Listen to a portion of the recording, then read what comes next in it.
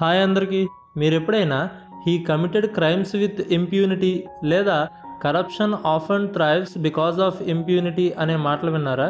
ఈ ఇంప్యూనిటీ అనే ఇంగ్లీష్ పదం అర్థం తెలుగులో ఏంటో ఎలా వాడాలో ఈ వీడియోలో మనం తెలుసుకుందాం. Let's begin. దీనికి డెఫినేషన్ ఏంటంటే వితౌట్ రిస్క్ ఆఫ్ పనిష్మెంట్ అని.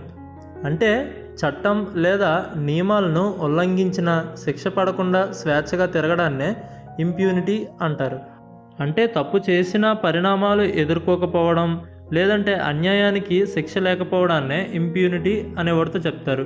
మీరు పక్క ఫోటోను కానీ గమనించినట్లయితే పక్కన పోలీసులు ఉన్నా సరే దొంగతనం చేస్తున్నాడు. సో దీన్నే ఇంప్యూనిటీ అని అంటారు. దీనికి ఎగ్జాంపుల్ చూస్తే corruption continues with impunity in some areas. అంటే కొన్ని ప్రాంతాల్లో అవినీతి శిక్ష లేకుండా కొనసాగుతుంది అని అర్థం. వీడియో నచ్చితే లైక్ చేయండి. మరిన్ని వీడియోస్ కోసం ఛానల్ అయితే సబ్స్క్రైబ్ చేసుకోండి. Thanks for watching.